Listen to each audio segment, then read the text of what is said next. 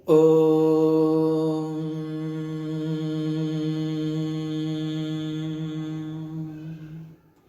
स नः पितेव सूनविघ्ने सुपायनो भव स च स्वानः स्वस्तये। ओम। मैं ऋषिराज पाठक सभी उपस्थित श्रोताओं, विद्वज्जनों तथा संगीत प्रेमियों, संस्कृत के जो विद्वान श्रोता हैं उन सभी को प्रणाम करता हूं और राष्ट्रीय संस्कृत संस्थान के श्री गंगानाथ झा परिसर के प्रति विशेष रूप से वहाँ के जो आचार्य हैं प्रोफेसर आदरणीय श्री ललित त्रिपाठी जी के प्रति आभार व्यक्त करता हूँ, कृतज्ञता ज्ञापित करता हूँ और अपना विषय प्रारंभ करता हूँ। जैसा कि आप सभी को विदित है कि हम यहाँ संस्कृत संगीत व्याख्यान माला में उपस्थित हैं, तो सबसे पहले संस्कृत संगीत, इन दोनों शब्दों के संबंध और इनसे बनने वाले अर्थ जगत की ओर हम चलेंगे, उस पर बात करेंगे। संस्कृत के विषय में सभी जानते हैं कि संस्कृत एक भाषा है और भाषा के साथ साथ एक विषय है और इसका एक पूरा विशाल साहित्य है। तो इस संस्कृत के विषय में मैं कुछ अधिक नहीं कहूँगा, बस इतना ही। संस्कृत में संगीत है, ये एक विषय जो यहाँ प्रस्तुत किया जाना है, इस पर चर्चा होगी। संगीत अपने आप में एक व्यापक विषय है, कलाओं में इसका स्थान है। संगीत एक कला है और अगर हम भारतीय परंपरा की दृष्टि से देखें तो हम वैदिक साहित्य की बात करते हैं। वैदिक साहित्य में वैदिक संहिताएं हैं और 4 वेद हैं, ऋग्वेद, यजुर्वेद, सामवेद और अथर्ववेद। इन चारों वेदों के उपवेद भी हैं। उपवेद मतलब वेद जैसा ही, उससे थोड़ा सा कम महत्व वाला। तो सामवेद के उपवेद के रूप में गांधर्व वेद का उल्लेख है हमारी परंपरा में। चरणव्यूह आदि ग्रंथों के माध्यम से हमें ये बात पता चलती है। तो हम विशेष रूप से चर्चा करेंगे गांधर्व वेद की, और गांधर्व वेद को ही परवर्ती काल में संगीत के रूप में हम सभी जानने लगे। संगीत शब्द का प्रयोग अत्यंत प्राचीन है। ये कहा जाना कि इसका प्रयोग कब प्रारंभ हुआ ये मुश्किल होगा, किंतु संगीत शब्द की एक समुचित परिभाषा हमें संगीत रत्नाकर में प्राप्त होती है।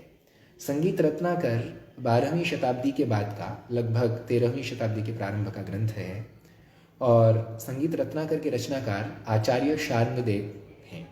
इन्होंने बहुत सुंदर भाषा में, एक सुंदर व्यवस्थित रूप में संगीत रत्नाकर नामक ग्रंथ की रचना की। इस ग्रंथ में संगीत की परिभाषा है और इस संगीत की परिभाषा के संबंध में संगीत रत्नाकर कहते हैं, गीतम वाद्यम तथा नृत्यम त्रयी संगीत मुच्यते। अर्थात गीत, वाद्य तथा नृत्य, इन तीनों को संगीत कहा जाता है। तो संगीत केवल गीत नहीं है, संगीत केवल वाद्य नहीं है, संगीत केवल नृत्य नहीं है, बल्कि ये तीनों मिले हुए या इन तीनों में से कोई एक भी संगीत है। मतलब संगीत के अंतर्गत गीत, वाद्य और नृत्य, इन तीनों का समावेश होता है। प्रायः वर्तमान समय में हम संगीत शब्द के लिए अंग्रेजी में म्यूजिक शब्द का प्रयोग करते हैं और नृत्य शब्द के लिए डांस शब्द का प्रयोग करते हैं। तो प्रायः अंग्रेजी के अनुसार जो वर्तमान प्रचलन है इन शब्दों के प्रयोगों का, उसमें संगीत और नृत्य, इनको अलग अलग रूप में देखा जाता है, मतलब म्यूजिक और डांस। तो हमारे यहाँ जो परंपरा है वो म्यूजिक अर्थात जो संगीत है, उस संगीत में गीत, वाद्य और नृत्य, इन तीनों को समावेशित रूप से देखने की रही है हमारी परंपरा। तो संगीत क्या है ये स्पष्ट हुआ। गीत गायन से संबद्ध है, गायन ही गीत है। वाद्य ये 4 प्रकार का है, ऐसा भरत मुनि के नाट्यशास्त्र में है।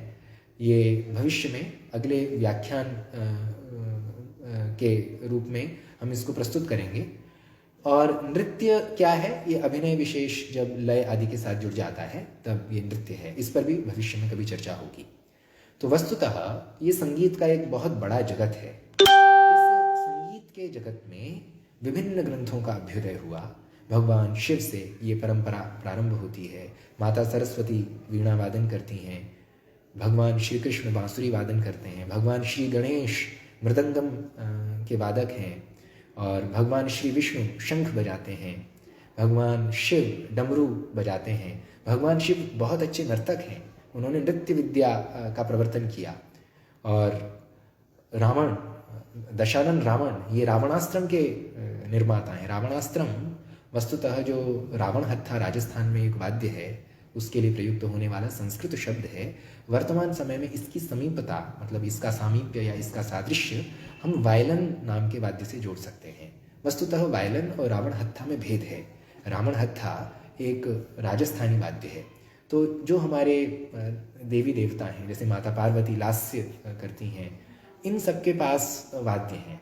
तो हमारी जो परंपरा है पूरी, वह परंपरा संगीत की रही है। महामुनि नारद, देवर्षि नारद ये वीणा बजाते हैं। तो हमारे यहाँ संगीत का प्रवर्तन इन देवताओं से हुआ। बाद में ऋषियों के माध्यम से साम गानों की रचना हुई। और जैसा कि आप जानते हैं, भरत मुनि का नाट्यशास्त्र जो सर्वविदित है, वह मैं ऐसा मानता हूँ कि ऋग्वेद का उपवेद कोई एक वेद है, अर्थवेद अथवा आयुर्वेद, इसमें मतांतर हैं। यजुर्वेद का उपवेद धनुर्वेद है, इसमें कोई मतांतर नहीं है। संगीत के रूप में प्रसिद्ध जो गांधर्व वेद है, वह सामवेद का उपवेद है, इसमें भी कोई मतांतर नहीं है। अथर्ववेद का उपवेद आयुर्वेद है, सर्पवेद है, इतिहास वेद है, अन्य अन्य वेदों के भी उल्लेख हमें प्राप्त होते हैं। किंतु अगर ये कहा जाए कि इन चारों वेदों का मिश्रित कोई उपवेद हो, तो वो भरत मुनि का नाट्यशास्त्र होगा। और वो नाट्यशास्त्र से ही सिद्ध हो जाता है ये तथ्य कि जग्राह पाठ्यम ऋग्वेदात और सामभ्यो गीतम एवच यजुर्वेदात अभिनयान रसान आथर्वणात अपि।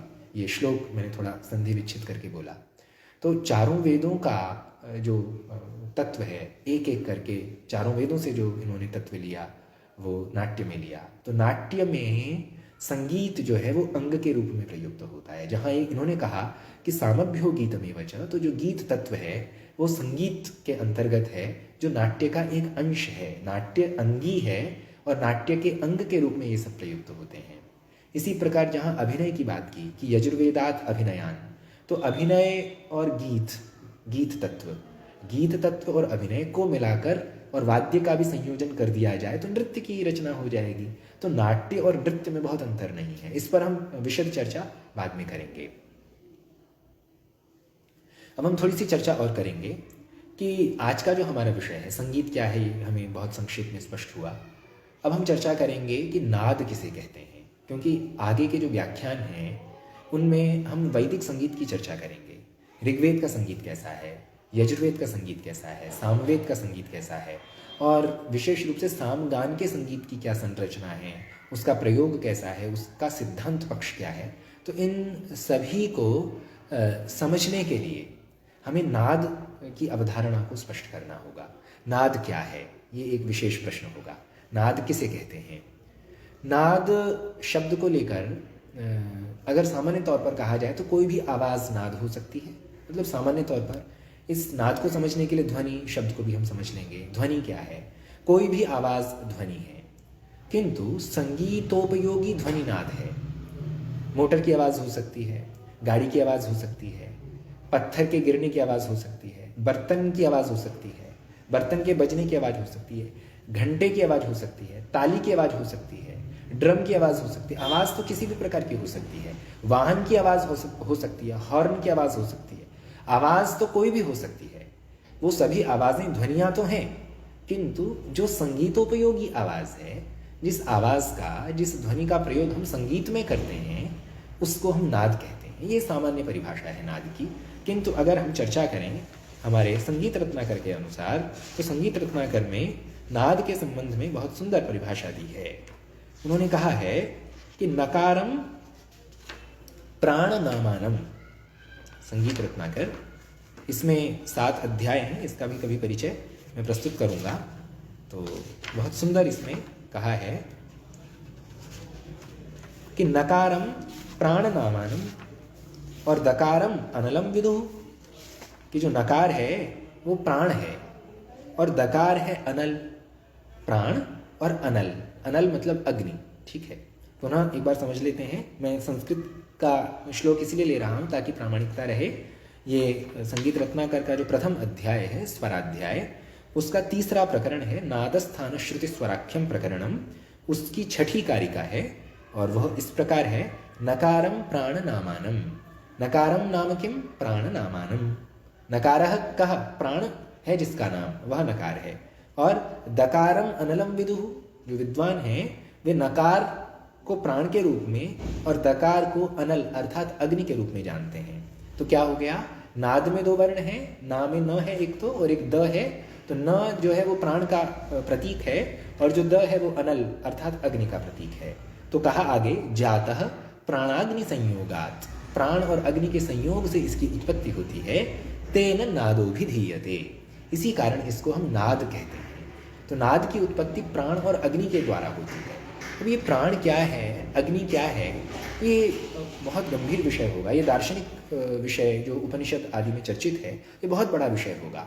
हम ऊर्जा के रूप में प्राण को देख सकते हैं, अग्नि को भी हम एनर्जी या ऊर्जा के रूप में देख सकते हैं।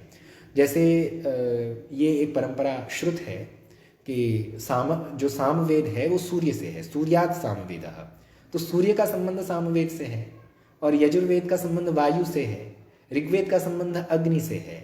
तो जैसे अग्नि, वायु, आदित्य, इन तीनों ऋषियों का संबंध अथवा इन तीनों देवताओं का संबंध इन तीनों वेदों से जोड़ा जाता है।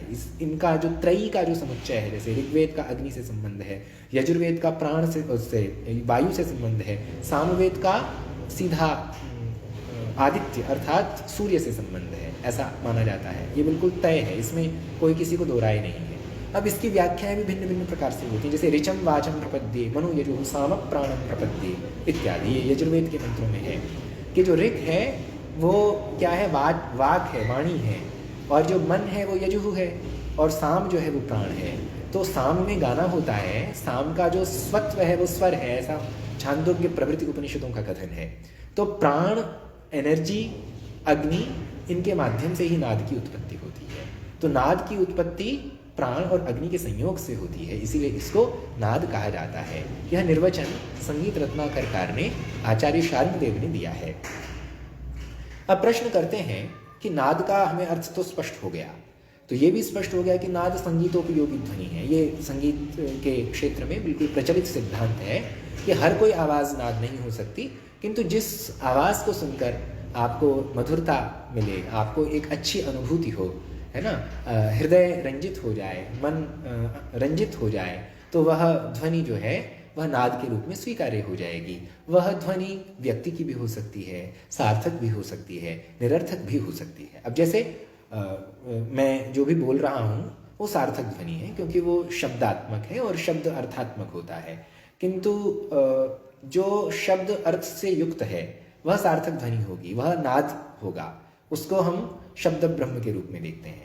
किंतु जो केवल जैसे डमरू की आवाज़ है या केवल सितार की आवाज़ है, जिसमें शब्द तो है और उस शब्द का भाव अवश्य है, किंतु उस शब्द का कोई अभिधेय जैसा अर्थ नहीं निकलता कि उस शब्द का कोई खास अर्थ हो, ऐसा कोई अर्थ हमें प्रतीत नहीं होता। हाँ, उसका भाव, उसकी अनुभूति हमें अवश्य ही प्रतीत होती है, किंतु उसका कोई सीधा अभिधा से निकलने वाला अर्थ, अभिधा एक शक्ति है, आप सभी संस्कृत के विद्वान श्रोता हैं, आप सब जानते हैं अभिधा क्या है। जो शब्द का अर्थ है सीधा, वो अर्थ उसका नहीं होता। सितार की ध्वनि का कोई ऐसा अर्थ, शाब्दिक अर्थ नहीं है कोई, किंतु उसका एक भाव है, तो उसको हम नाद के रूप में देखते हैं। तो इसीलिए हमारी पूरी परंपरा में ये जो ब्रह्म है, ब्रह्म एक है, ब्रह्म में कोई विभाग नहीं है, तथापि व्यावहारिक एक औपचारिक प्रयोग कर लेते हैं शब्द ब्रह्म और नाद ब्रह्म का। तो शब्द ब्रह्म वैयाकरणों द्वारा उपास्य हो जाता है और जो नाद ब्रह्म है वो संगीतज्ञों द्वारा उपास्य हो जाता है, और इन दोनों में कोई अंतर नहीं है। ये सब औपचारिक भेद है, क्योंकि हम भेदवादी दृष्टि नहीं रखते हैं। हमारे आचार्य भर्तृहरि भी वाक्यपदीयकार जो हैं वो भी भेद में अभेद देखते ही हैं। जो अभेदोपनिबंधन है उसको हम ध्यान में रखते हुए ये चर्चा कर रहे हैं। इसीलिए संगीत रत्नाकर प्रभृति ग्रंथों में नाद को प्रणाम किया है। आप देखिए, एक बहुत सुंदर इसमें कारिका है, एक वचन है कि चैतन्यम सर्वभूतानां विवृतम जगदात्मना नाद ब्रह्म तदानंदम अद्वितीयम उपास्महे। जैसे आचार्य भर्तृहरि ने वाक्यपदीयम में शब्द तत्व जो अक्षर शब्द तत्व का समाम्नान किया है, उनके संबंध में जो अपनी बात कही है, वैसा ही लगभग कथन यहाँ नाद ब्रह्म के संबंध में भी है। तो नाद हमारे यहाँ ब्रह्म है, नाद को हम उपास्य मानते हैं, वो ईश्वर का ही रूप है, संगीत साधना का लक्ष्य है नाद, ठीक है। तो नाद का ये एक दार्शनिक और एक उपास्य स्वरूप हो गया, किंतु नाद को जब हम व्यावहारिक दृष्टि से देखते हैं तो उसके 3 प्रकार हो जाते हैं मोटे तौर पर, सामान्य तौर पर। वैसे नाद तो अनंत हो सकता है, नाद मतलब जितने घंटे, जितने सितार, उतने नाद। तो नाद तो अनंत हो सकता है, किंतु अगर नाद जाति की बात की जाए तो वो तो एक तत्व होगा। मतलब नाद को अगर उस रूप में देखा जाए तो नाद का जो एक व्यावहारिक एक प्रयोग है उस पर हम चर्चा करेंगे। ये संगीत रत्नाकर कार का ही मत है। व्यवहारे त्वसौ त्रेधा असौ नादः व्यवहारे त्रेधा भवति, अर्थात 3 प्रकार का यह नाद व्यवहार में होता है। कौन कौन सा, तो ये बता रहे हैं। हृदि मंद्रः अभिधीयते, हृदय में इस नाद का मंद्र यह नाम होता है। हृदय में जो नाद है वह मंद्र नाम वाला होता है। और कंठे मध्यो, कंठ जो हमारा कंठ है वहाँ जो नाद है उसको मध्य संज्ञा दी गई है। इसी प्रकार मूर्धनि तारः, मूर्धनि मतलब जो शिरस है हमारा, जो मूर्धा है, वहाँ इस नाद की संज्ञा तार है। तो नाद की 3 संज्ञाएं व्यावहारिक दृष्टि से कर दी हैं, यद्यपि नाद में कोई भेद आदि नहीं है। ये अभेदोपनिबंधन की दृष्टि हमें सर्वथा यहाँ स्वीकार्य करनी चाहिए। तथापि एक व्यावहारिक इन्होंने भेद किया। तो नाद 3 प्रकार का कह दिया। कौन कौन सा, हृदि मंद्रः, हृदय में मंद्र है, और कंठे, कंठ में कैसा है, मध्य है, और शिरसी अथवा मूर्धनि अर्थात सिर में या मूर्धा में कैसा है कि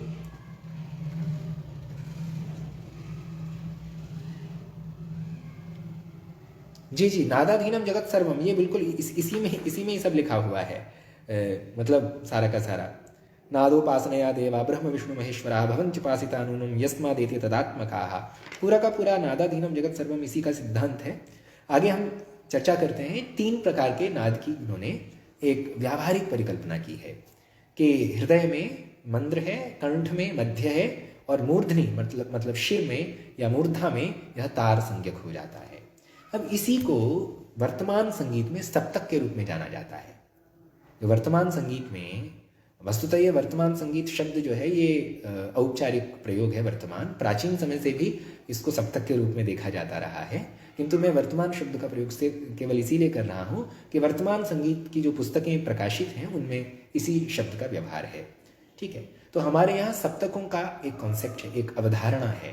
और सप्तक शब्द, जैसा कि इस शब्द से ही हमें पता चल रहा है, 7 स्वरों के समूह को सप्तक कहते हैं। तो जैसा मंद्र, मध्य और तार, ये 3 प्रकार का नाद संगीत रत्नाकर में प्रतिपादित हुआ है, इसी प्रकार वर्तमान संगीत में, प्रचलित संगीत में 3 प्रकार के सप्तक भी इन्हीं नामों से प्रचलित हैं, अर्थात मंद्र सप्तक, मध्य सप्तक और तार सप्तक। ठीक है, अब हम थोड़ा आगे चलते हैं। इन तीनों सप्तकों में जो नाद की संज्ञा की गई है वह संज्ञा भी किस प्रकार है उसको इन्होंने एक विशेषण के माध्यम से बताया, द्विगुणश्चोत्तरोत्तरः, कि उत्तरोत्तर ये द्विगुणित हो जाता है। जो मंद्र नामक नाद है वह उत्तरोत्तर मतलब मध्य में जब जाएगा तो वो द्विगुणित हो जाएगा, और वही मध्य वाला जब तार में जाएगा तो फिर द्विगुणित हो जाएगा, मतलब उसको 2 से गुणा कर दिया जाएगा। ये ऐसा गणित है जो गणित नाद का है।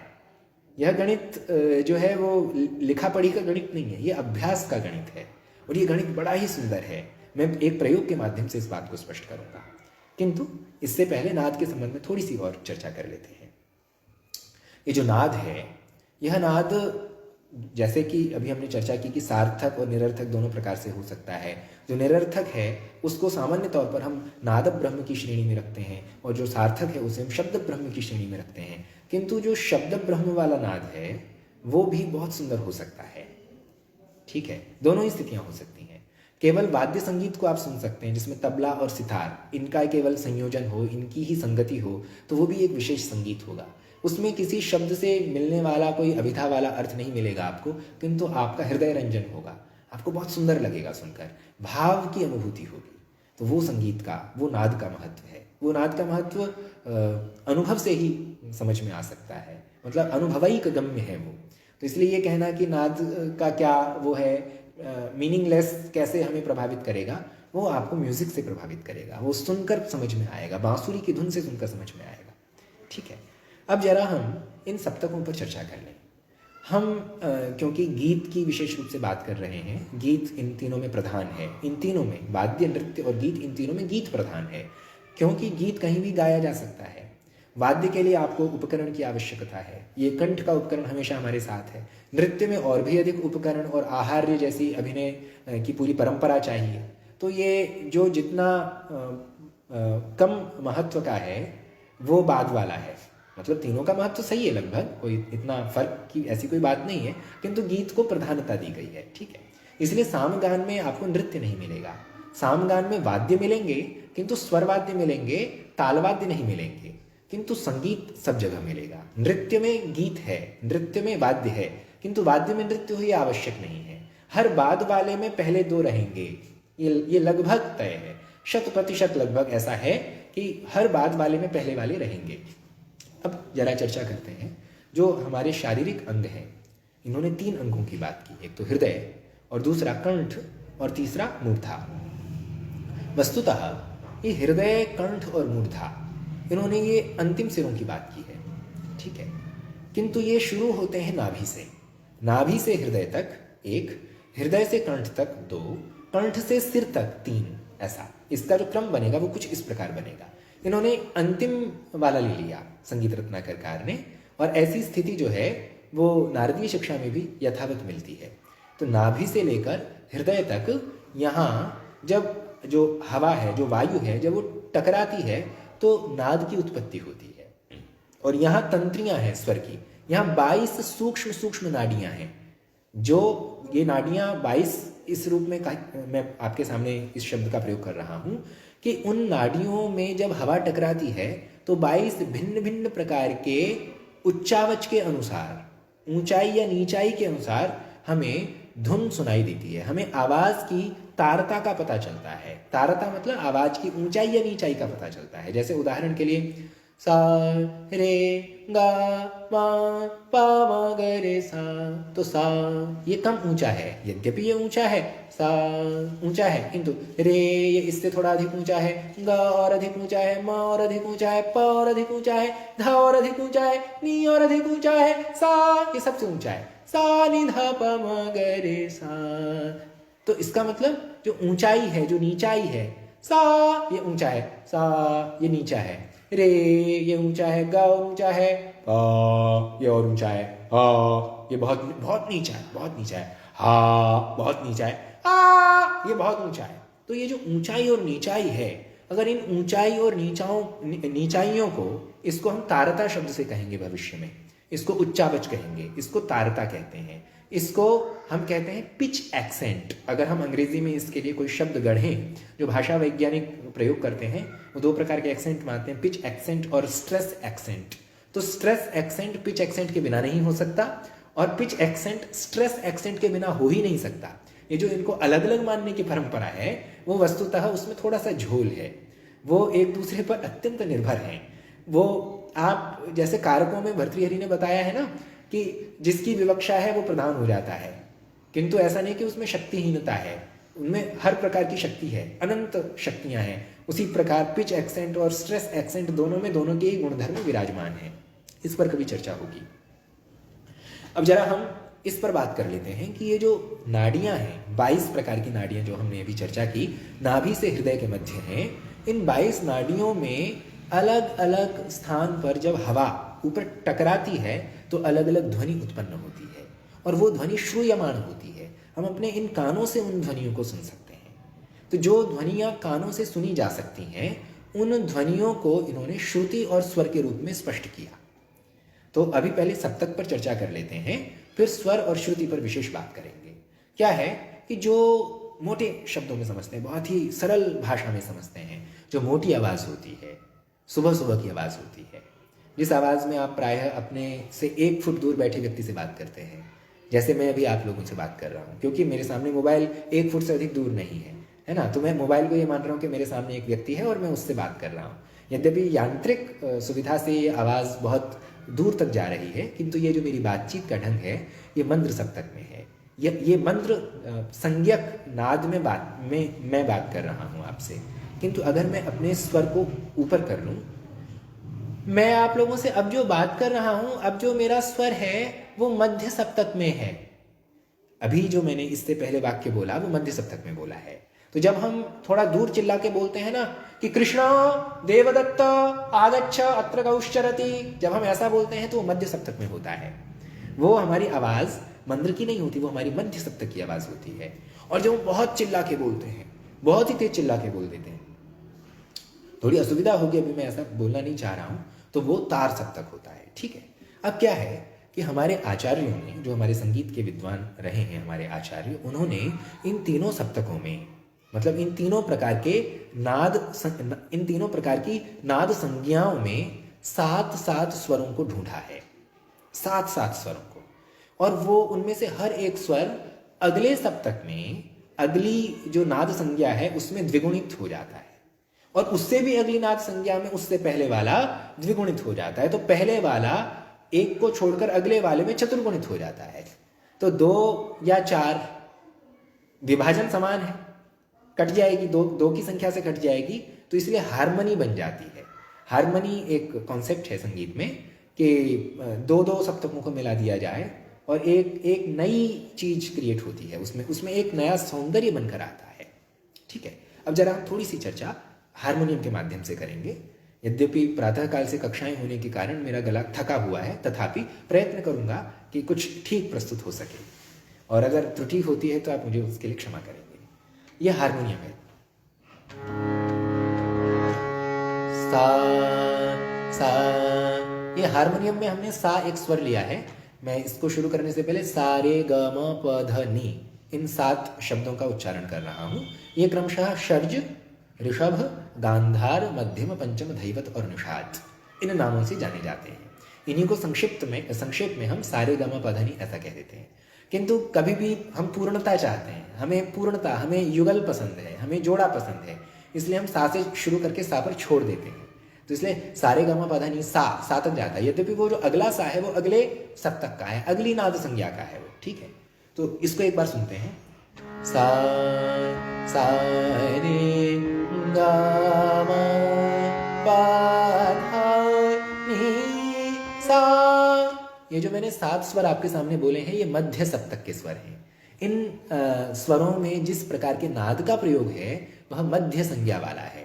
वो हृदय से कंठ के बीच हमने स्वर तंत्रियों को प्रभावित किया है वायु के माध्यम से। नाभि से वायु जाएगी कि सभी शिक्षा ग्रंथों में लिखा हुआ है कि आकाश वायु प्रभव शरीरात् समुच्चरण वक्त्रमुपैति नादः स्थानांतरेषु प्रविभज्यमानो वर्णत्वमागच्छति यस्य शब्दः।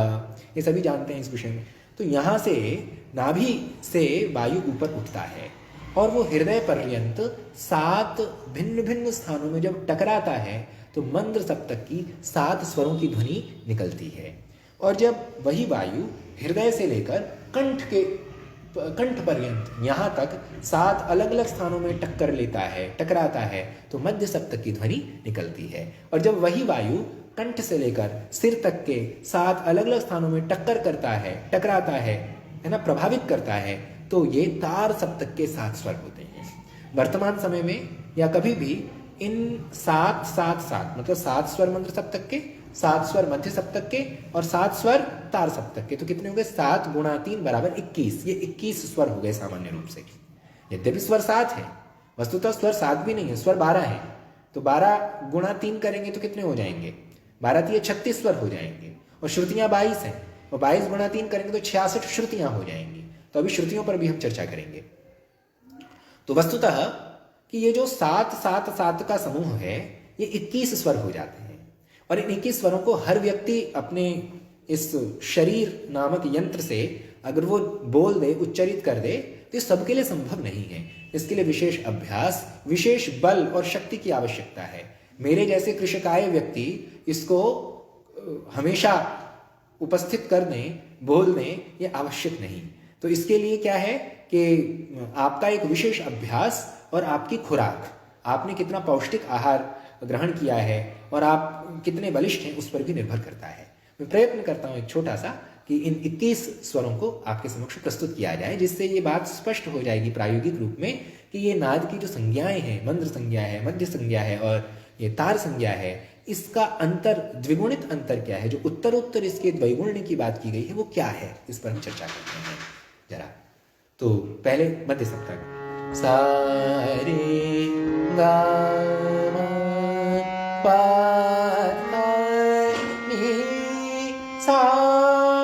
ये मध्य सप्तक है, ठीक है। अगर हम इसी मध्य सप्तक को नीचे लेकर जाएं तो मंद्र सप्तक होगा, जैसे सा नी धा पा मा गा रे सा सा रे गा मा पा धा रे सा। ये जो मैंने बहुत ही मंदी आवाज में बोला है आपके समक्ष, सा नी धा पा मा गा रे सा की आवाज बिल्कुल गई। अगर सुबह सुबह आप सोकर उठें तो ये सा बहुत सुंदर लगता है, अपने आप ही लगता है सुंदर, ठीक है। तो ये मंद्र सप्तक के स्वर हैं। अब इन्हीं को मध्य सप्तक में जब आप प्रस्तुत करेंगे तो ये डबल हो जाएंगे। जैसे उदाहरण के लिए सा रे गा मा पा धा नी सा। अब ये सा ये तार सप्तक का सा, ये तार सप्तक शुरू हो रहा है यहाँ से, तार सप्तक का सा है सा। अब मध्य सप्तक में लेके आए सा सा सा सा सा सा सा। कितना मेल है दोनों में। अगर इस सा और एक कोई दूसरा व्यक्ति सा ऐसा बोले तो जब दोनों की आवाज मिलेगी तो एक सुंदर सा विहंगम, एक बहुत ही सुंदर सा दृश्य बनेगा, स्वर दृश्य बनेगा। उसको हम हारमनी कहते हैं, ये अंग्रेजी भाषा में इसको कहते हैं। इसको हम मूर्छना के रूप में जानते हैं। क्षमा कीजिए। अब देखिए दोनों का अंतर देखिए, सा सा नी नी धा धा पा मा गा रे सा। तो कहने का मतलब इनमें जो द्विगुणित होने वाली स्थिति है, सा सा सा सा, ये तीन अलग अलग सप्तकों के साथ हो गए, ठीक है। ये अभी हमने दो ही सप्तकों की आपके समक्ष चर्चा की है। अब हम चर्चा करेंगे तार सप्तक की। तार सप्तक हर व्यक्ति अपने कंठ से बोल ले, ये थोड़ा मुश्किल है, मैं थोड़ा प्रयत्न करूंगा। हो सकता है कि जो आगे के दो तीन स्वर हैं वो ना भी लगे और मेरा जो मुखमंडल है वो विकृत हो जाए, तो उसके लिए आप मुझे क्षमा करें। सा रे गा मा पा धा। ये थोड़ा एक मिनट। धा नी नी सा सा नी धा पा मा गा रे सा नी धा पा मा गा रे सा नी धा पा मा गा रे सा। तो इस प्रकार ये 21 प्रकार के स्वर होते हैं। मुझे क्षमा करें कि ऊपर वाले स्वर नहीं लगे, क्योंकि मैं उतना बलिष्ठ व्यक्ति नहीं हूँ। जैसे आपने नाम सुना होगा, एक पाकिस्तानी गायक हैं, उनका नाम है राहत फ़तेह अली खान। तो वो ऊपर के स्वर अच्छे लगाते हैं, किंतु उनको नीचे के स्वरों में थोड़ा सा कष्ट है। तो ये किन्हीं का नीचे का स्वर सिद्ध होता है तो ऊपर के स्वर लगने में थोड़ी सी दिक्कत होती है, किन्हीं का ऊपर का अच्छा लगता है तो नीचे के स्वर लगने में दिक्कत होती है, ऐसा होता है। पर बहुत ही कम लोग हैं ऐसे जो अभ्यास के बल पर हर प्रकार का स्वर लगा लेते हैं, ठीक है। तो एक बार मैं पुनः प्रयास करता हूं ऊपर के स्वरों का। सा रे गा मा पा धा। धा तक गया, धा नी सा सा नी सा सा। ये नकली आवाज है, ये असली आवाज नहीं है। असली आवाज बहुत मुश्किल है लगाना। सा नी धा पा मा गा रे सा। ये तार सप्तक हो गया, सा नी धा पा मा गा रे सा। ये मध्य सप्तक हो गया, सा नी धा पा मा गा रे सा। ये हो गया मंद्र सप्तक, ठीक है। इस प्रकार ये 3 सप्तक हैं और तीनों सप्तकों में गायन होता है, गीत होता है, ठीक है। ये बात स्पष्ट हो गई है। अब क्या होता है कि जो हमारा शास्त्रीय संगीत है, जो गायन है हमारा शास्त्रीय संगीत, जो ख्याल गायन है वर्तमान समय में, वस्तुतः ख्याल गायन हमारा भारतीयों का नहीं है। जो संगीत के विद्वान हैं वे मुझे क्षमा करें, वस्तुतः ख्याल गायन हम भारतीयों का नहीं है। ख्याल शब्द ही हिंदी का नहीं है, उर्दू का शब्द है ये फारसी और उर्दू की शाखा से आया है शब्द। क्योंकि हम तो साम गायक हैं, हमारी परंपरा, हम अगर भारतीय संस्कृति की बात करें और हमारी जो अपनी पुष्ट परंपरा रही है संगीत की, अगर हम उसकी चर्चा करें तो हमारे यहाँ सबसे पहले ऋचाएँ गाई जाती थी, और जब ऋचाओं के गायन में और विकास हुआ तो हम साम गायन करने लगे। हमारे यहाँ महाकाव्य गाए जाते थे, वाल्मीकि रामायण पूरा गायन है, पूरी वाल्मीकि रामायण गाई गई, एक सही नियम से गाई गई है। उसके बाद अगर हम चर्चा करें तो हमारा स्तोत्र साहित्य सब गायन पर है, चाहे ध्रुव जी की स्तुति हो, ध्रुव जी के द्वारा कृत स्तुति हो, प्रहलाद जी के द्वारा कृत स्तुति हो, लंकापति दशानन का जो ये जटाटवी गलत जल स्तोत्र है, ये सब गायन है। मतलब इसके जो छंद हैं वो गेय हैं सब। तो हमारे यहाँ गायन पहले इनका होता था, स्तोत्रों का होता था गायन, काव्यों का गायन होता था।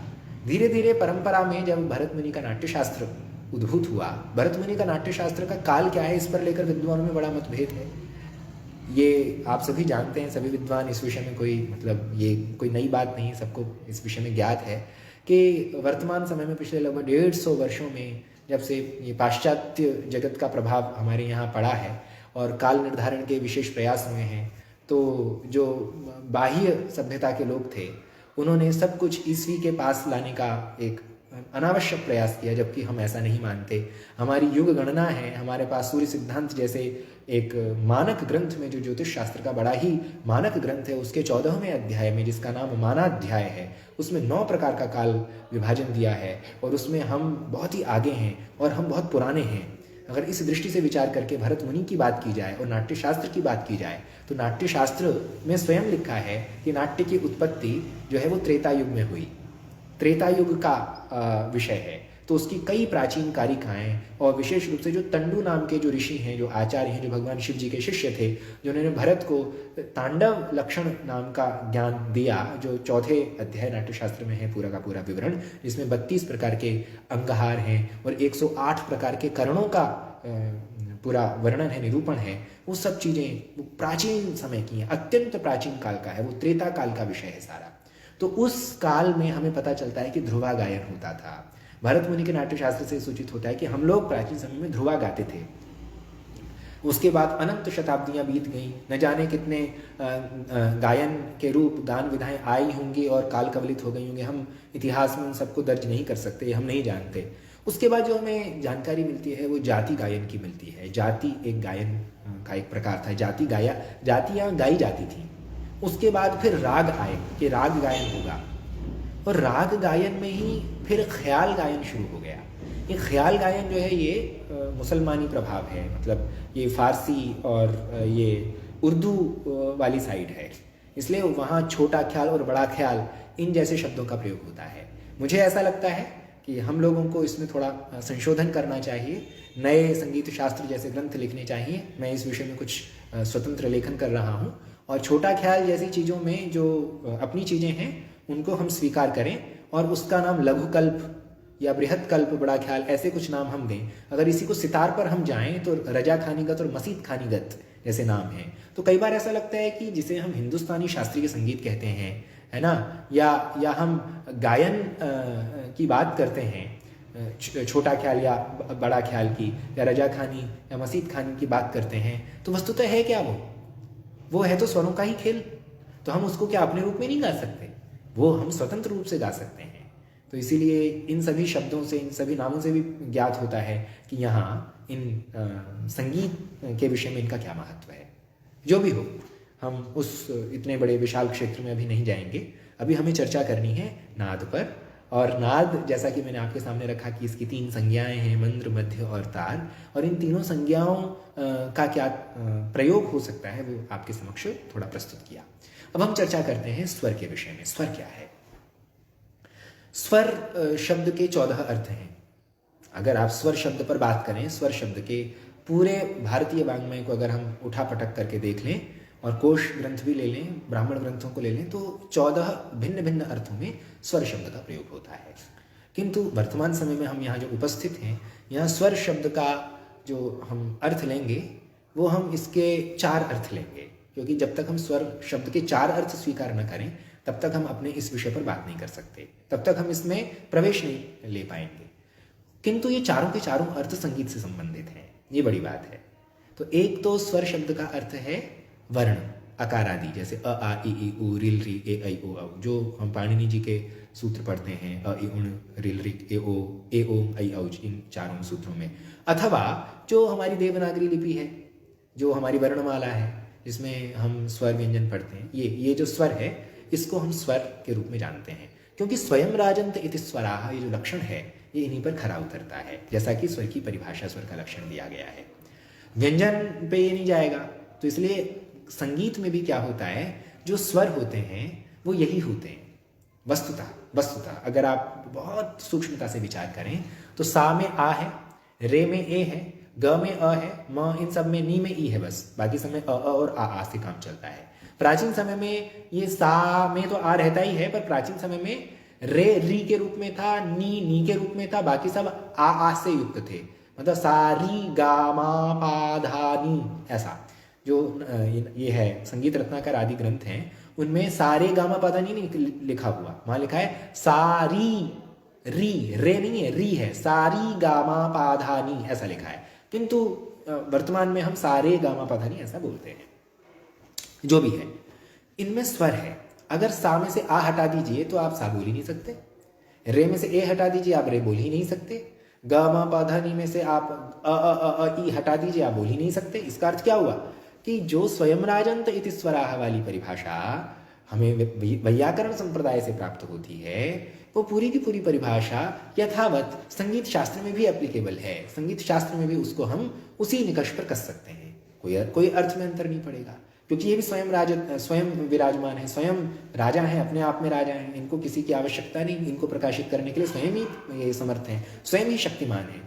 तो इसीलिए यहाँ भी स्वयं राजंत इति स्वराः वाली परिभाषा यथावत खरी उतर जाएगी। अब प्रश्न ये है कि संगीत में जो स्वर लिए गए हैं वर्तमान समय के अनुसार, और प्राचीन समय में भी यही बात है, संगीत मतलब पूरा संगीत, कोई भी संगीत हो सकता है, केवल सामवेद का संगीत नहीं, कोई भी संगीत, उसमें इन 7 स्वरों को षड्ज ऋषभ गांधार मध्यम पंचम धैवत और निषाद, इन 7 स्वरों को ही विशेष रूप से स्वर की संज्ञा के रूप में देखा जाता है। और ये 7 स्वर अच जो है अ ई उ रिल री ए ओ ऐ ओ वाला जो अर्थ था उससे ओतप्रोत हैं, उसके बिना नहीं हो सकते, ये तय है। तो ये दोनों एक ही हो गए कुल मिलाकर, दोनों में कोई अंतर नहीं है। वह सारेगामा पधानी जो है वो उस अकारादि जो ध्वनियाँ हैं उनकी उच्चता और नीचता को ही बताते हैं। ये षड्ज आदि कि षड्ज ऋषभ से नीचा है, ऋषभ षड्ज से ऊंचा है, और गांधार ऋषभ से ऊंचा है, और ऋषभ गांधार से नीचा है, ऐसी मध्यम गांधार से ऊंचा है, और गांधार मध्यम से नीचा है। सा रे गा मा पा धा नी, तो हर जो ऊपर ऊपर वाला है वो नीचे नीचे वाले से ऊंचा है, और हर नीचे नीचे वाला ऊपर ऊपर वाले से नीचा है। तो इनकी ऊंचाई और नीचाई मतलब इनकी जो तारता है, इस तारता मात्र का अवबोध सम्यक प्रकारेण हो सके संगीत जगत में, इसके लिए षड्ज ऋषभ गांधार मध्यम पंचम धैवत निषाद जैसी परिकल्पना है। और यही संगीत का स्वर के संबंध में एक नया कॉन्सेप्ट है, नहीं तो स्वयं राजंत इति स्वराः और ये संगीत के स्वरों में कोई फर्क नहीं है। ये एक सामान्य बात। ये 2 प्रकार के स्वर हमने समझे, एक तो अकारादि ध्वनि विशेष वर्ण विशेष, और दूसरा ये षड्ज आदि स्वर। ये 7 है, षड्ज ऋषभ गांधार मध्यम पंचम धैवत निषाद। अमरकोश आदि में, और ये उव्वट भाष्य है उसमें भी बहुत मिल जाएंगे, ऋग्वेद प्रातिशाख्य में इसका बहुत लंबा चौड़ा विवरण है। अब हम चर्चा करेंगे जो 2 अन्य हमने अर्थ लिए हैं यहाँ वर्तमान समय में। इनमें हम एक तो स्वर जो वैदिक स्वर है, उदात्त अनुदात्त स्वरित, जिसे वरदराज जी जो हैं लघु सिद्धांत कौमुदी के जो रचनाकार हैं उन्होंने बाह्य प्रयत्नों में गिना है। उन्होंने क्या कहा कि बाह्य प्रयत्नस्तु एकादशधा, विवार संवार श्वासनाद घोष अघोष अल्प प्राण महाप्राण, ये तो हो गए पूरे के पूरे 8। अब 3 और जोड़ दिए, उदात्त अनुदात्त और स्वरित। तो जो उदात्त अनुदात्त स्वरित हैं ये स्वर हैं, उच्चैरुदात्त नीचैरनुदात्त समाहार स्वरितः। ये जो स्वर है ये ऋग्वैदिक यजुर्वैदिक मतलब ये सब वैदिक स्वर हैं। एक्सेंट इसको अंग्रेजी में हम प्रायः कहते हैं। तो ये भी स्वयं राजंत इति स्वराः की परिभाषा से युक्त है, और इसमें वो संगीत की तारता भी आ जाती है। और उच्चारण स्थान को लेकर जो भट्टोजी दीक्षित आदि जो हमारे आचार्य हैं, व्याकरण के जो पुराने आचार्य हैं, उन्होंने ये बात कही है, साफ तय कर दी है कि आपका जो उच्चारण स्थान है ऊपर वाले भाग से, नीचे वाले भाग से, कुल मिलाकर आप अच को ही कह रहे हैं। वो उदात्त जो है, जब भी उदात्त होगा, कल्पना कर लेते हैं कोई भी उदात्त होगा, वो बिना अकारादि ध्वनि विशेष के बिना हो ही नहीं सकता। तो इसका मतलब ये वही है, एक ही बात है, किंतु इसकी सिचुएशन को बताने के लिए हम उदात्तादि इन ध्वनियों के अर्थ में, उदात्तादि स्वरों के अर्थ में स्वर शब्द का प्रयोग कर लेते हैं। ये 3 अर्थ हो गए इसके। चौथा अर्थ जो है वो थोड़ा सा एक खास, एक विशेष स्थान पर है, वह है सामवेद का जो गान है उसके संबंध में चलते हैं। वो 7 स्वर भिन्न प्रकार के हैं और उनके अलावा भी अन्य अवान्तर स्वर हैं। उन स्वरों की संज्ञा भी स्वर शब्द से बोध्य है, जैसे कृष्ट, प्रथम, द्वितीय, तृतीय, चतुर्थ, मंद्र और अतिस्वार्य। ये कुछ स्वर हैं, ये सामवेद के गायन के स्वर हैं। इन गान स्वरों की यद्यपि अभिव्यक्ति संगीत के षड्ज, ऋषभ, गांधार, मध्यम, पंचम, धैवत, निषाद जैसे सांगीतिक स्वरों में ही होती है, तथापि उनका परिगणन सामवेद के जो लक्षण ग्रंथ हैं, सामवेद के जो निजी शास्त्र हैं, उनमें कृष्ट, प्रथम, द्वितीय, तृतीय, चतुर्थ, मंद्र और अतिस्वारी के रूप में हुआ है, जिसमें तैत्तिरीय प्रातिशाख्य प्रभृति ग्रंथ हैं। आपका ऋग्वेद प्रातिशाख्य भी इसी में समाविष्ट है। साम वेद के जो अन्य लक्षण ग्रंथ हैं, जैसे नारदीय शिक्षा प्रभृति ग्रंथों में भी कृष्ट आदि संज्ञाओं का व्यवहार हुआ है। तो इस प्रकार कुल मिलाकर जो स्वर शब्द है वो 4 अर्थ में है। एक तो अकारादि वर्ण विशेष, जिसको सभी जानते हैं, मानते हैं। दूसरा उदात्त, ये अकारादि वर्ण हो गया एक। दूसरा उदात्तादि जो स्वर हैं, जो व्याकरण में चलते हैं, ये सिद्धांत कौमुदी अष्टाध्यायी आदि में। और तीसरा ये कृष्ट आदि स्वर जो साम गायन में विशेष रूप से चलते हैं, जिनका सामवेदीय लक्षण ग्रंथों में समाम्नान किया गया है, व्याख्यान किया गया है। और जो चौथा प्रकार है वह है षड्ज आदि, जो संगीत रत्नाकर प्रभृति जो संगीत के, जो ठेठ संगीत के ग्रंथ हैं, उनमें बताया गया है। तो ये 4 प्रकार के स्वरों की हम अभी एक संक्षिप्त हमने चर्चा की। अब हम श्रुतियों की बात करेंगे। ये श्रुति क्या है? वस्तुतः जो स्वर हैं वो स्थूल रूप में शब्द हैं, स्थूल रूप में हम स्वरों को सुन सकते हैं, किंतु जो श्रुतियां हैं वो स्वरों के अंदर भी सूक्ष्मतम स्थान है। जिन आचार्य जी, सामगान की क्या प्रक्रिया है आचार्य? हम ऐसा करेंगे, जो भी कुछ प्रश्न एक और है, छोटा ख्याल और बड़ा ख्याल कैसे एक ही बंदिश बदल जाती है। अच्छा, प्रकाश आचार्य हैं कोई? अच्छा, जो भी प्रश्न है ना, अभी हमारी ये व्याख्यान माला लगभग 7 दिन और चलेगी। आज प्रथम दिन है, 8 फरवरी तक इसका आयोजन निरंतर होगा। तो अन्य दिनों में मैं इस विषय में आऊँगा। सामगान की पूरी प्रक्रिया, एक विशेष दिन इस पर एक व्याख्यान है, उसमें बताई जाएगी। और ख्याल के संबंध में भी मैं आपको तत्त प्रयोगों में स्पष्ट कर दूंगा। अभी हम श्रुति पर थोड़ी सी बात कर लेते हैं। ये श्रुति क्या है? तो श्रुति, श्रूयते इति श्रुति, श्रु धातु क्तिम प्रत्यय, जो व्याकरण के जो विद्वान हैं वो जानते ही हैं, क्तिम स्त्रीलिंग में प्रत्यय होता है, मतलब ये। तो इसमें एक संगीत रत्नाकर ग्रंथ है। उस संगीत रत्नाकर ग्रंथ में कल्लिनाथ एक आचार्य हैं, उन्होंने टीका लिखी है संगीत रत्नाकर पर, कलानिधि टीका। टीका का नाम कलानिधि है। उन्होंने इसका बहुत बढ़िया सुंदर बताया है व्युत्पत्ति के संबंध में। श्रवणार्थस्य धातु, जो श्रवण अर्थ वाली धातु है, उससे क्ति प्रत्यये च सुसंश्रिते, क्ति प्रत्यय कर लेने पर, क्ति मतलब क्तिन, न की संज्ञा हो गई, क्ति प्रत्यय हो गया, तो श्रु और क्ति ऐसा हो गया, क की संज्ञा हो गई तो श्रुति ऐसा बन गया। तो श्रुति शब्द प्रसाध्योयम, अयम श्रुति शब्द प्रसाध्य। किसके द्वारा? तो कहा शब्दज्ञ, शब्दज्ञों के द्वारा, जो शब्द शास्त्र के विद्वान हैं, जो शब्दज्ञ हैं, जो व्याकरण के विद्वान हैं, उनके द्वारा।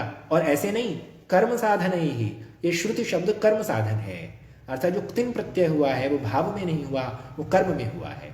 तो श्रूयते यत् या सा श्रुति, या श्रूयन्ते इति श्रुतयः, ऐसा होगा। ठीक है। संगीत रत्नाकर की कलानिधि टीका में इस बात को विशेष स्पष्ट रूप से कहा है, श्रूयन्ते इति श्रुतयः, जो सुनाई दें वो श्रुतियां हैं। अब श्रुतियां कितनी हैं, ये भी बड़ा विषय है। श्रुतियां 22 हैं। जब हम, जैसे हमने नाड़ियों की बात की कि यहाँ से जो नाभि से हृदय तक 7 मोटे स्थान हैं, और उनमें भी अगर सूक्ष्मतम स्थान ढूंढने लगे तो 22 मिलेंगे आपको, और इसके ऊपर भी फिर 22 मिलेंगे। ये इससे बिल्कुल डबल है, इससे द्विगुणित है, यहाँ से ऊपर भी 22 मिलेंगे। तो इस प्रकार स्वरों में श्रुतियाँ हैं, और श्रुतियों में स्वर हैं, स्वरों में श्रुतियां हैं और श्रुतियों में स्वर हैं। किस प्रकार किसमें क्या है? तो नारदीय शिक्षा में कहा गया है कि यथा दधनी सर्पि स्यात्, जिस प्रकार दही में सर्पि होता है, घी रहता है ना, चिकनाई घी की। और काष्ठस्थो वा यथा नलः, जिस प्रकार काष्ठ में जो ईंधन है उसमें अनल रहता है, अनल मतलब ये अग्नि रहती है। प्रयत्नेन उपलभ्येत, उसी प्रकार प्रयत्न से उपलब्ध करो, प्रयत्न से प्राप्त करो या करना चाहिए। तद्वत, उसी प्रकार स्वरगता श्रुति ही, स्वर में रहने वाली श्रुति।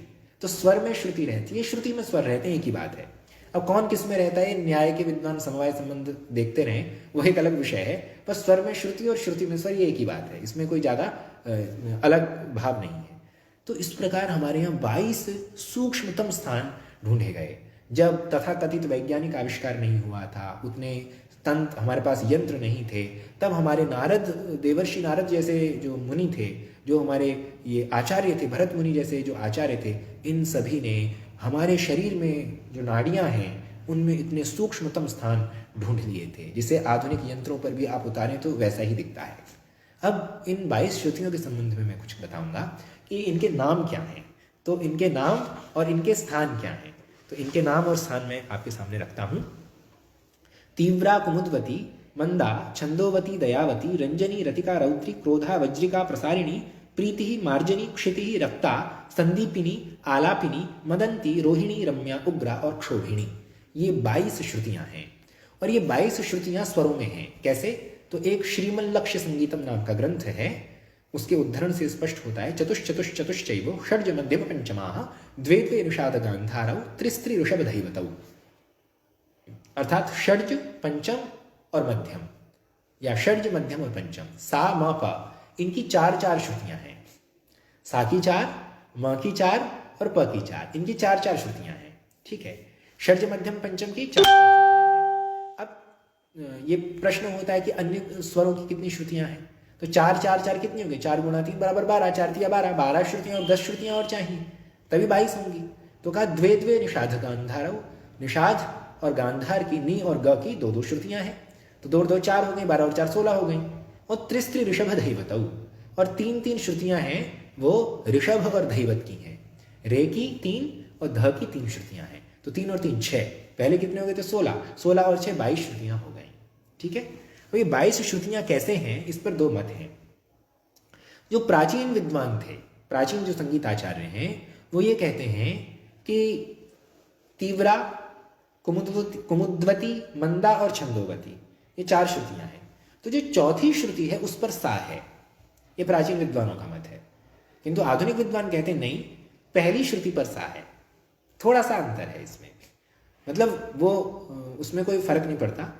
सा की 4 ही श्रुतियां रहेंगी और ऋषभ की 3 श्रुतियां रहेंगी, गांधार की 2 श्रुतियां रहेंगी, म की और प की 4-4 श्रुतियां रहेंगी, ध की 3 श्रुतियां रहेंगी और नी की 2 श्रुतियां रहेंगी। ये तय है। अब चौथी श्रुति पर सा को प्राचीन लोग मानते थे और पहली श्रुति पर सा को आधुनिक लोग मानते हैं, तो इसमें कोई बहुत अंतर वाली बात नहीं है। अब ये जो इसके 22 ही भेद हैं, जो मतलब 22 प्रकार की श्रुतियां हैं, इसके संबंध में प्रामाणिक वचन एक बार पढ़ रहा हूं। तस्य 22 भेदाः श्रवणाच्छ्रुतयो मताः हृद्यूर्ध्वनाडी संलग्ना नाड्यो 22 मताः। अर्थात तस्य, तस्य कस्य? नादस्य, उस नाद के 22 भेदाः, 22 भेद हैं। नाद ही तो श्रुति है, श्रुति ही स्वर है, इनमें कोई फर्क नहीं है, एक ही बात है। ये सब नाद ही है, सारा प्रपंच, सब कुछ नाद है। तो तस्य 22 भेदा, तस्य नादस्य व्यवहारे, व्यवहारे शब्द का प्रसंग है, 22 भेदा, 22 भेद हैं। और श्रवणात् श्रुतयः मताः, श्रुतयः केन कारणेन, क्यों इनको हम श्रुति कहते हैं? श्रवणात्, क्योंकि सुनाई देती, इसलिए श्रुति कहते हैं। और हृदय ऊर्ध्व नाड़ी संलग्ना, हृदय और ऊर्ध्व, यहाँ नाड़ियां संलग्न हैं, मतलब नाड़ियों में ये श्रुतियां संलग्न हैं। और नाड्यो 22 मताः, और नाड़ियां जो हैं वो 22 मतलब 22 हैं। फिर कहा कि एवं कंठे तथा शीर्षे श्रुति 22 मताः, जैसे हृदय में ऐसी कंठ में, ऐसे शीर्ष मतलब सिर में 22 श्रुतियां हैं। तो कुल मिला के कितनी हो गई श्रुतियां? 66 श्रुतियां हो गई। तो 66 प्रकार की ध्वनियां श्रव्य हो सकती हैं मनुष्य कंठ से। मतलब जो हमारा अपना कंठ है, हम 66 प्रकार की आवाज़ें आपके समक्ष ऊंचाई और नीचाई के रूप में प्रस्तुत कर सकते हैं। अब इसमें अगर कोई कहे, जैसे आपने नाम सुना होगा, सब ने सुना ही है, एक जगजीत सिंह जी नाम के वो थे, मतलब गज़ल गायक। तो वो मंद्र सप्तक में गाने के शौकीन थे। उनकी एक स्वाभाविक, अब सभी व्यक्तियों का अपना स्वभाव होता है, सबकी अपनी अपनी आवाज़ होती है, वो परमात्मा के द्वारा उसको जैसा शरीर मिला है उस पर निर्भर करता है। जैसे कोई पतला होता है, कोई मोटा होता है, किसी की लंबाई अधिक होती है, किसी की कम होती है, उसी प्रकार किसी का मंद्र सप्तक अधिक होता है, किसी का मध्य सप्तक अधिक होता है, किसी का तार सप्तक अधिक होता है। सबकी अपनी अपनी आवाज़ें होती हैं। अब आपने देखा होगा जो गलियों में मोहल्लों में जो कबाड़ी वाले आते हैं, सब्जी वाले आते हैं ना, कितनी तेज चिल्लाते हैं। जो बस के कंडक्टर होते हैं कितनी तेज चिल्लाते हैं, ये इतनी तेज चिल्लाते हैं कि कोई भी संगीत वाला व्यक्ति इतनी तेज नहीं चिल्लाएगा। और उनको परमात्मा ने इतना अच्छा कंठ दिया है, वो तार सप्तक में बहुत तेज बोल लेते हैं, पर कुछ लोग नहीं बोल पाते। तो सबकी अपनी अपनी आवाज़ है। तो जैसे उदाहरण के तौर पर जगजीत सिंह जी जो हैं, वो मंद्र सप्तक में ही प्रायः गायन पसंद करते हैं। ये सोनू निगम एक बहुत प्रसिद्ध गायक हैं, वो भी मंद्र और मध्य सप्तक में ही, वो बहुत तार में अधिक नहीं जाते हैं। उनकी आवाज़ जो है वो मंद्र और मध्य सप्तक वाली ही है। राहत जी जो है वो ऊंचा गाते हैं, उनकी आवाज़ तार सप्तक वाली है। एक हैं शंकर महादेवन, वो भी ऊंचा गाना पसंद करते हैं, उनकी भी आवाज़ मध्य और तार वाली है। तो ये सबकी अपनी अपनी प्रकृति। जैसे एक है रविंद्र जैन, मतलब रविंद्र जैन अब तो नहीं रहे, उनकी आवाज़ मध्य सप्तक वाली है, वो बहुत मीठा गाते हैं, मतलब मध्य सप्तक। तो जैसे मोहम्मद रफ़ी, ये मध्य सप्तक के लोग हैं। तो मध्य सप्तक के जो लोग हैं उनकी आवाज़ बहुत प्यारी और बहुत मीठी और बहुत व्यावहारिक होती है, वो मतलब बहुत ही सुविधापूर्ण होती है। तार सप्तक में कई बार विकार आता है। ठीक है, तो इस प्रकार आज हमने थोड़ी सी चर्चा की, और स्वर और श्रुति, स्वर में श्रुति को कैसे पहचाने उसकी एक छोटी सी वानगी प्रस्तुत करूंगा। जैसे मानिए सा रे गा, तो सा रे। हम बचपन में जब गेंद खेला करते थे, तो जो गेंद होती है वो 2 प्रकार से खेली जाती है। बहुत ही लौकिक उदाहरण है ये। तो जो गेंद खेली जाती है, बॉल, जो बैट बॉल खेलते हैं, वो बड़े 2 रूप से खेलते हैं। मतलब एक तो गेंद आपने फेंकी, वो ज़मीन पर गई, टक्कर मारी, उठी, फिर आगे गई, फिर ज़मीन पे लगी, फिर उछली, फिर आगे ज़मीन पे, जैसे मंडूकप प्लुति न्याय वाली अनुवृत्तियाँ व्याकरण में चलती हैं उस प्रकार से। तो टप्पेदार, उसको हम अपनी देसी भाषा में बोलते हैं टप्पेदार गेंद, जो टप्पा टप्पा लेती है। तो ऐसे टप्पेदार गेंद की तरह मैं बोल रहा हूँ। अभी सुनिए, सा रे गा मा पा, अगला टप्पा धा पा धा नी, अगला टप्पा सा, ये टप्पेदार है। सा रे गा मा पा धा नी, ये टप्पेदार है। किंतु एक बॉल होती है, जो एक नया व्यक्ति होता है ना, जो कहता है कि मैं भी खेलूंगा क्रिकेट, तो उसको हम घीसड़ी बोल देते हैं। उसको हमारी भाषा में, जो हमारे यहाँ देहात की भाषा है, वो कैसी बॉल होती है, वो जमीन का, भूमि का आलिंगन करते हुए चलती है। तो उसमें आपको श्रुतियाँ स्पष्ट हो जाएंगे। वैसे मैं गायन प्रयोग करता हूँ, सा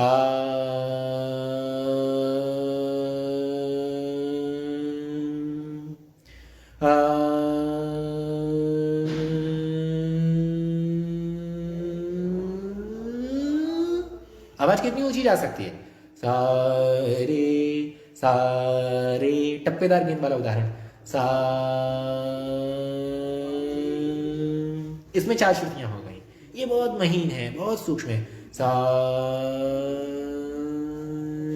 रे, सा रे, रे हो गया, रे गा रे। तो ये जो है रे की त्रिस्त्री ऋषभ धैवतो 3 श्रुतियां हो गई। तो इस प्रकार हम श्रुतियों को पहचान सकते हैं। समय हो रहा है, मैं सभी सुधी जनों, विज्ञ जनों और सभी उत्सुक श्रोताओं को प्रणाम करता हूँ। और जो मनुष्य होने के कारण जो स्वाभाविक जो त्रुटियाँ हुई हों भाषा में, गायन में, स्वर में, अभिव्यक्ति में, उन सब के लिए मैं अत्यंत क्षमा प्रार्थी हूँ। पुनः आभार, कृतज्ञता ज्ञापित करते हुए मैं अपनी वाणी को विराम देता हूँ। कल इसी समय मैं उपस्थित रहूँगा 5:30 बजे। प्रणाम, नमस्कार, धन्यवाद।